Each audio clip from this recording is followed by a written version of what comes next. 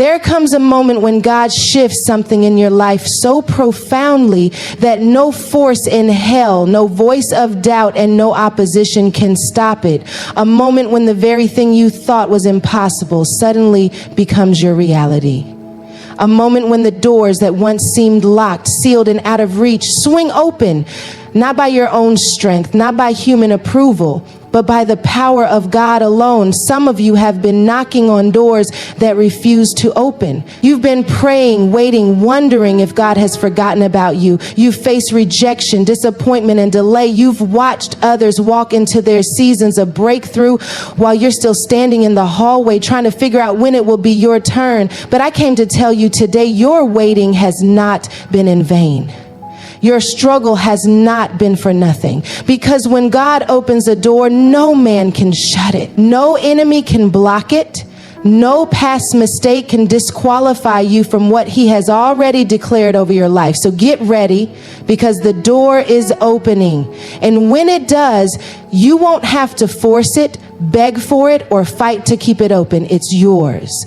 When God decides to open a door in your life, he does not seek human approval. He does not consult your past. He does not need a vote from your family, friends, or even your enemy. What he sets in motion is sovereign, meaning it is beyond the control of man. Too often we find ourselves waiting for validation before we move forward. We want someone to affirm that we are ready, someone to give us permission to step into what we already know God has placed inside of us.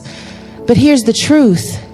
When God opens a door, he does not need anyone else to agree with what he is about to do in your life. Think about the moments in your life when you felt overlooked, disregarded, or underestimated. Maybe you've been in rooms where your name was never called. Maybe you've had ideas, visions, and gifts that people ignored or rejected. And in those moments, doubt tried to creep in.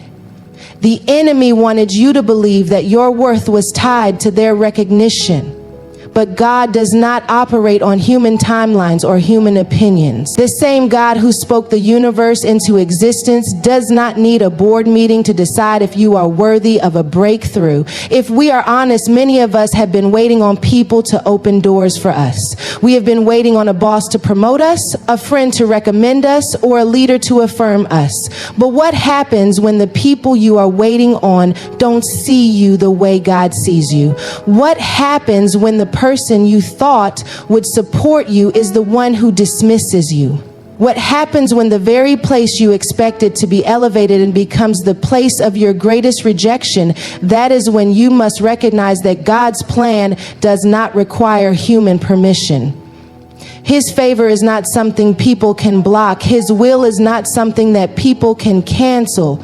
Let's look at David for a moment. When the prophet Samuel came to anoint the next king of Israel, David's own father did not even consider him worthy of being in the line. His own family overlooked him, yet what man ignores, God handpicks.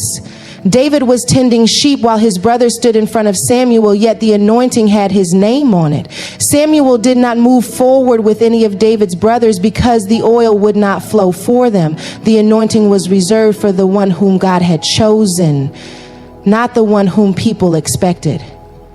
And that is a word for somebody. God's hand on your life is not based on what people expect. It is based on his divine purpose. We live in a world where people believe that connections, networking, and knowing the right people will get you into the right places. And while wisdom and relationships are important, what happens when God decides to move you ahead of those who are more qualified? What happens when he decides to sit you at a table you never even applied for? That is when you know that it was God and God alone who opened the door. See, when God orchestrates something in your life, no amount of competition can stop it. No amount of jealousy can block it. No amount of sabotage can tear it down. Because when he opens a door, no one, not a person, not a system, not even the enemy, can shut it. And here is where faith comes in, because it is one thing to believe that God can open doors, but it is another thing to walk in that truth when you feel unqualified, when you feel overlooked, when you feel like life has passed you by. But I need you to understand something. Your circumstances do not determine whether or not you are called. Your feelings do not dictate whether or not God's favor is on your life. If he says it's yours, it is yours. If he says it is time, it is time. Your only job is to stop waiting for human validation and start walking like you believe that the door is already open. There are people right now who have been sitting in front of closed doors for too long, crying over doors that never opened, wasting time knocking on doors that were never meant for them. But what if I told you that the door God is about to open has nothing to do with where you've been and everything to do with where he's taking you? What if I told you that the reason certain people walked away, certain opportunities didn't work out, and certain relationships ended was because God was reserving something greater? When God decides to elevate you, he does not need a committee's approval. When he calls your name, no one can uncall it. When he sets something in motion, no power in hell can stop it. So the next time doubt tries to whisper that you are not enough, remind yourself that your worth is not determined by people's acceptance. The next time rejection tries to paralyze you, recognize that rejection is often redirection. And the next time you wonder if the door will ever open, remember that when it does, no man, no system, and no insecurity can close what God has already ordained.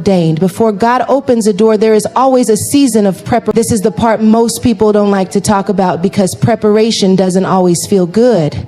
It often looks like isolation, waiting, pruning, and stretching. It looks like God shutting down opportunities that seemed perfect, closing relationships that felt right, and allowing you to sit in a place of discomfort long enough to build endurance. And the reality is, most of us want the promise without the process. We want the breakthrough without the breaking. We want the door to open now without understanding that God is not just preparing the opportunity, he is preparing us to be able to sustain it. Many times we think we are ready for the next level, but God sees what we cannot. He knows what's on the other side of that open door, and he knows whether or not we have the spiritual, emotional, and mental capacity to handle it. If you are praying for a bigger platform, but you cannot handle criticism yet, then the weight of the next level would crush you. If you are asking for a financial breakthrough, but you have not yet developed discipline and stewardship, then the blessing could become a burden. If you desire new relationships and partnerships, but you are still holding on to old wounds and offense, then God knows you are not ready to walk in the fullness of what he has for you. So he prepares you first. Preparation is often a lonely process. It is the place where God removes distractions and cuts off anything that could hinder you from stepping fully into his will. Sometimes that means people will walk away and you won't understand why. Sometimes it means doors will close that seemed perfect for you.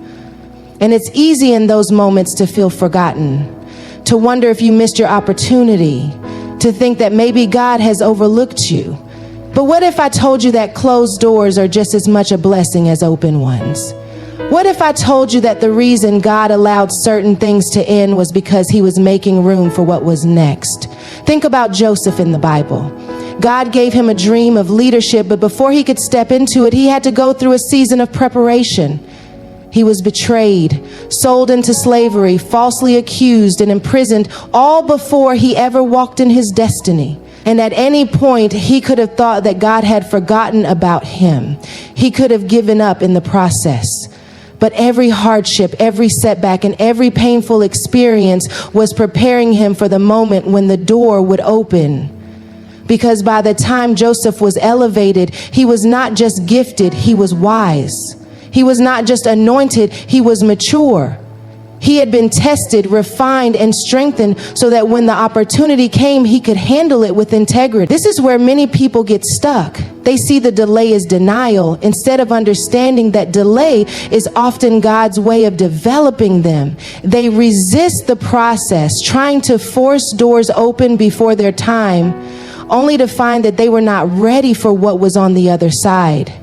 And this is why surrender is so important. When you trust God's process, you stop fighting what he is trying to do in you. You stop resisting the lessons and you start embracing the growth. You begin to see that every setback was actually a setup, and every delay was actually divine protection. The stretching season is not meant to break you. It is meant to build you. It is where God enlarges your capacity so that when the door opens, you don't just walk through it, you thrive in it. It is where he teaches you to hear his voice clearly so that when the distractions come, you are not easily swayed. It is where he refines your character so that when influence and power come, they do not corrupt you. This is why you cannot despise the season of preparation. This is why you cannot rush the process. God loves you too much to give you something before you are ready. He knows the way to the blessing, and he wants to ensure that you can carry it without collapsing under the pressure. So if it feels like you are waiting longer than you expected, if it seems like doors are taking longer to open, do not lose heart. The preparation is not punishment. It is positioning. Because when that door finally opens, you will not only be ready to step through it, you will be able to sustain everything that comes with it. Faith is the key that unlocks the next level, but fear is the force that tries to keep you bound where you are. Every time God calls you higher, fear will try to whisper, what if you fail? What if you're not enough? What if you step out and it doesn't work? The enemy knows that if he can get you to question what God already said, he can keep you from moving forward. Fear has a way of paralyzing you, making you second guess yourself, keeping you trapped in a cycle of hesitation. But here's the truth.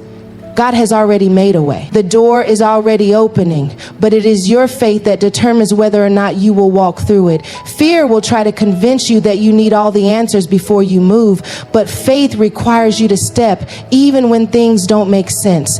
Faith is believing that what God said is more real than what you see. It is trusting that even though you don't have all the details, he does. It is stepping out, even when the enemy tries to make you feel And this is why faith over fear is not just a concept, it is a decision you must make daily. Because every new level will require a new level of trust. And if you are waiting for fear to disappear before you move, you will always stay stuck. Think about Peter when he walked on water. As long as he kept his eyes on Jesus, he did the impossible. But the moment he focused on the wind and the waves, he started to sink. That is what fear does. It shifts your focus from what God said to what your circumstances look like. It makes you forget that the same God who called you is the one who is sustaining you. It tricks you into believing that if you cannot control it, you cannot walk in it. But true faith is not about control. True faith is about surrender. It is saying, God, I don't see the full picture, but I trust you enough to take the next step. Many people miss their open doors because they allow fear to talk them out of it. They convince themselves they are not ready, that they need more time, more preparation, more confirmation. But how long will you keep waiting for perfect conditions? How long will you delay what God has already given you permission to do? Fear will always present an excuse, but faith will always make a way. The question is, which voice will you listen to? When God opens a door, it is not our job to analyze every possible obstacle. We are simply called to walk through it. But walking in faith does not mean you will not feel afraid. It does not mean doubt will not try to creep in. It simply means you do not let those feelings control your actions. It means you move forward even when your hands are shaking. It means you silence the voice of fear with the sound of your faith. And this is where courage comes in. Courage is not the absence of fear. It is moving forward in spite of it. If you are waiting for the fear to go away before you step out, you will be waiting forever. Every major move of God in your life will require you to push past the fear. Fear of failure, fear of rejection, fear of what people will say. But if you let fear dictate your choices, you will always play it safe. And God did not call you to play it safe. He called you to walk boldly in his promises.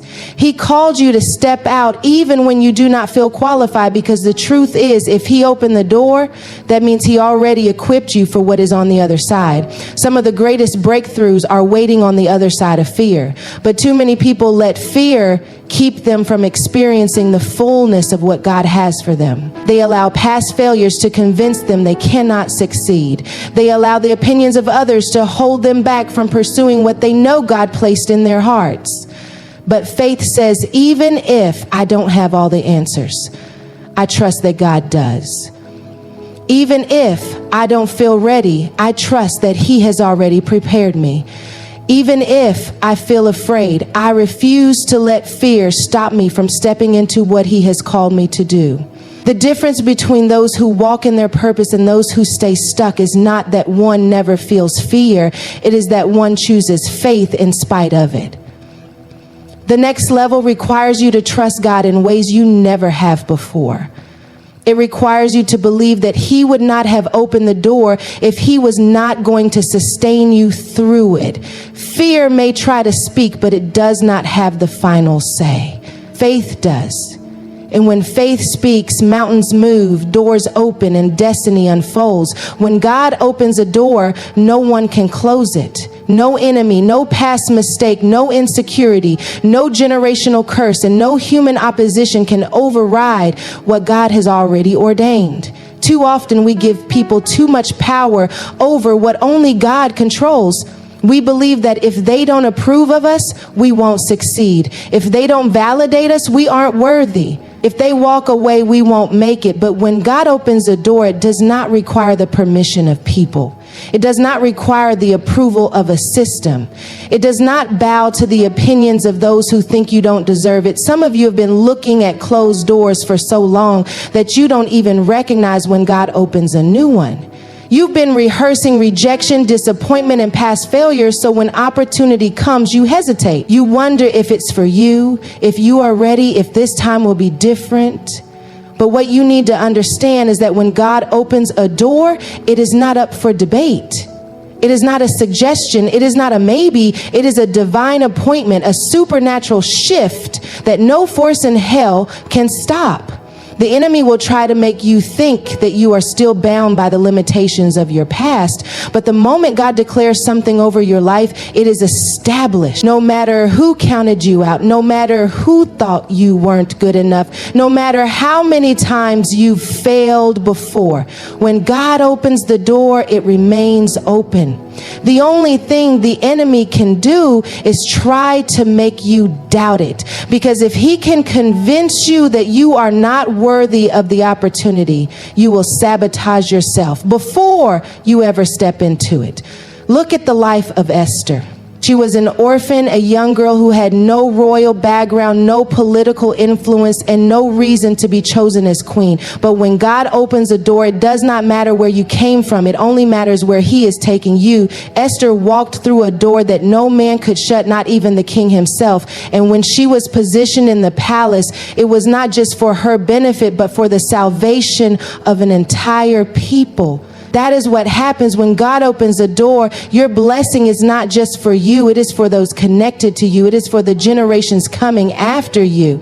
Some of you are afraid to step into what God has for you because you think you need more qualifications, more resources, more experience. But God does not call the qualified. He qualifies the called. He takes the overlooked and makes them leaders. He takes the rejected and gives them influence. He takes those who thought they had nothing to offer and puts them in places they never imagined. If the door is open, it is because He has already determined that you are ready. Many people waste time worrying about who doesn't believe in them, who walked away, who tried to block them. But the truth is, if they had the power to stop what God was doing, He would not be God. If someone's opinion could override His will, then His sovereignty would be in question. But God does not submit His plans to human review. If He says it is your season, then it is your season. If He says the door is open, then it is open. No person, no system, no adversity can change that. There are people who will try to disqualify you based on your past. They will remind you of every mistake, every failure, every time you didn't get it right. But God does not consult your history when He writes your destiny. He is not limited by what you did before. He is working with who He called you to be. The only thing that can keep you from walking in that open door is your own hesitation. if you allow fear to make you doubt, if you let insecurity make you shrink, if you let other people's voices speak louder than God's, you will stand outside of a door that was meant for you to walk through.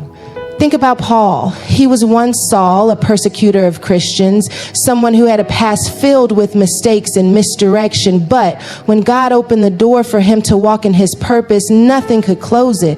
The same people who feared him eventually listened to him. The same man who once opposed the gospel became one of the greatest voices for it. If God could do that for Paul, why would you think he cannot do the same for you? Why would you think he cannot do the same for you? This is the season where you stop doubting and start moving. You don't have time to second guess what God has already decided. The opportunity in front of you is not a coincidence. It is a divine setup. And when God is the one opening the door, all you have to do is walk through it. No man can close what he has commanded to be open. No voice can cancel what he has spoken. No force can block what he has already established. What he has for you is already waiting. All you have to do is believe it and step forward. Obedience is the bridge between where you are and where God is taking you. When God opens a door, it is not enough to recognize it. You must have the courage to walk through it in full obedience. Many people pray for open doors, but when the opportunity presents itself, they hesitate. They analyze, overthink, and delay because the path ahead does not always look the way they expected. But God does not always move according to human logic. He does not always reveal every step in advance. He calls you to walk by faith, trusting that what he has opened before you is part of a greater plan. Obedience is not always easy. Sometimes it requires stepping into the unknown with no clear roadmap. Sometimes it requires leaving behind what is familiar and comfortable. Sometimes it requires taking a risk that does not make sense to the people around you. But God does not need the approval of others to establish his plans for your life. When he opens a door, it is your responsibility to trust him enough to walk through it, even when you cannot see the full picture. Think about Abraham. God told him to leave his country, his family, and everything he knew to go to a land that he would show him. Abraham did not have a blueprint, a schedule, or even a full explanation. He just had a word from God, and that was enough. His obedience activated the promise. And because he was willing to walk through the door that God opened, he became the father of nations. But what if he had hesitated? What if he had stayed in the comfort of what he knew? His story would have been different. And that is the reality for many people today. God has opened a door, but they are too afraid to move. They are waiting for all the details, but faith does not work that way. Faith requires movement. It requires action. It requires a willingness to trust God even when the path is uncertain. Delayed obedience is still disobedience. Too often, people assume that if they wait long enough, the opportunity will still be there. But doors do not stay open forever. There are windows of divine timing where God is calling you to act, and if you let fear, doubt, or hesitation keep you from moving, you can miss what he is trying to do in your life. This does not mean that God will not bless you later, but it does mean that some opportunities are tied to a specific moment, and obedience is the key to unlocking them. Jonah is a perfect example of what happens when you resist God's direction. God gave him a clear assignment to go to Nineveh, but he ran in the opposite direction. He let fear and personal feelings dictate his response instead of trusting God's plan. And what did that disobedience lead to? A storm, chaos, and a situation that could have been avoided had he just obeyed in the first place. But here's the beauty of God's grace. When Jonah finally surrendered, the door was still open. He was still able to fulfill his assignment, but not without unnecessary struggle. How many of us have made things harder than they needed to be because we delayed our obedience? How many times have we resisted God's leading only to find ourselves in situations that could have been avoided had we just trusted him from the beginning? Obedience is not just about saying yes. It is about saying yes immediately. It is about aligning your actions with God's timing, not your own. The moment he opens a door, he has already prepared everything you need to walk through it. The provision is already in place. The resources are already lined up. The connections are already assigned. Your job is to step forward, even if you do not understand every detail. Sometimes obedience requires walking away from things that no longer serve you.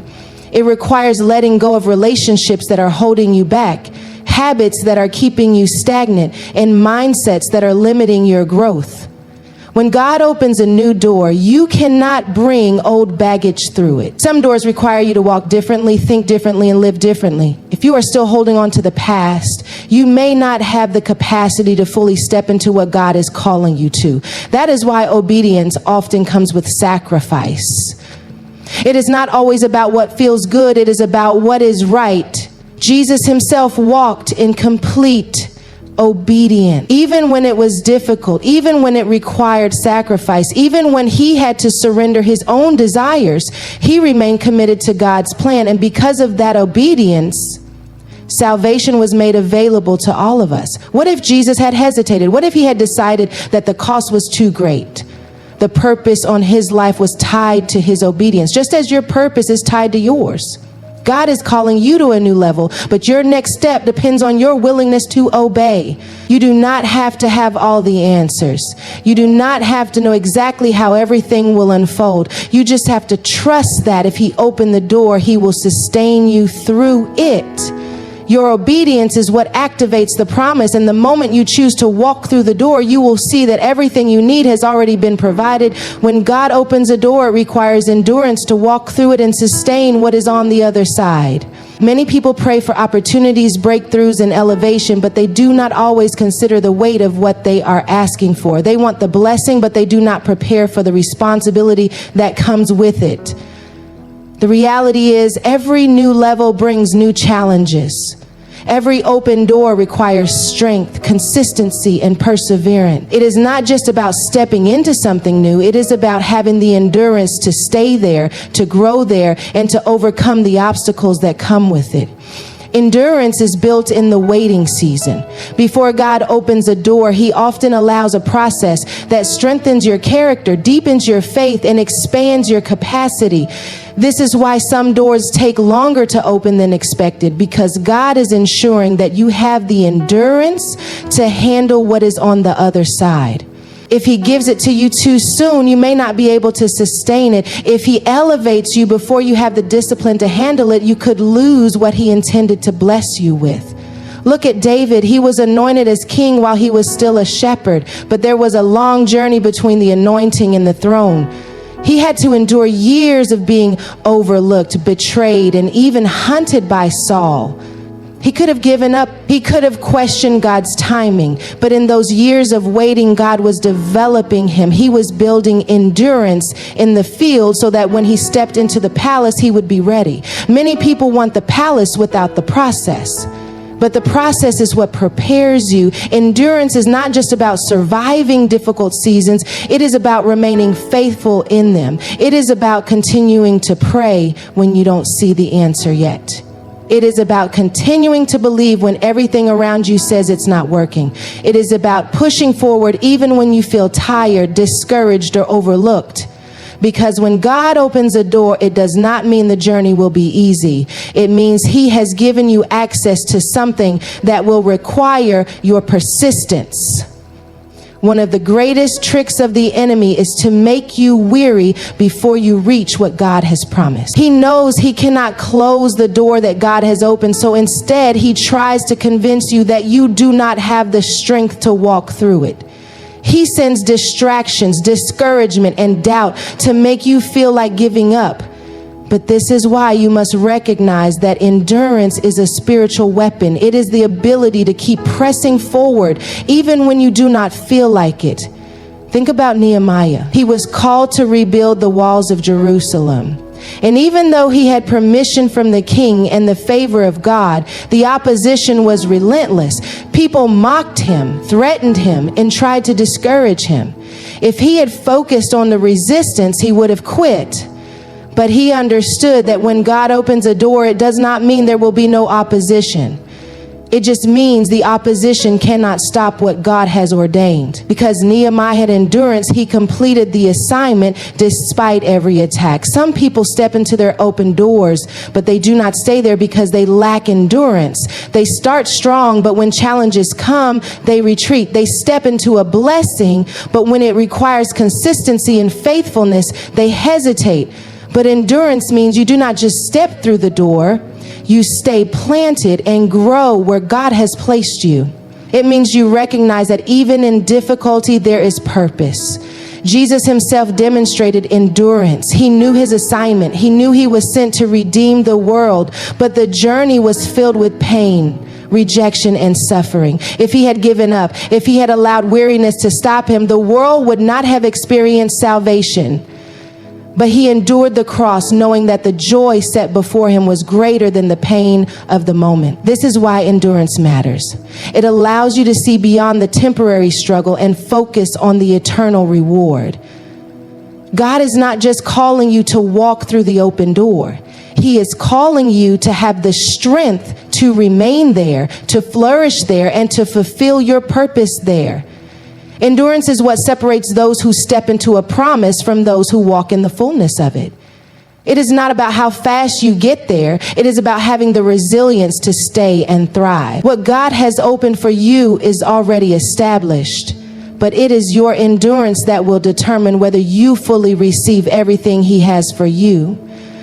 You have been standing in front of doors that felt locked for too long. You've questioned if you were ready, if you were worthy, if this was even for you. But I came to remind you that when God opens a door, no one, not your past, not your fear, not the enemy, can shut it. What he has prepared for you is already set in motion. The question is not whether the door is open.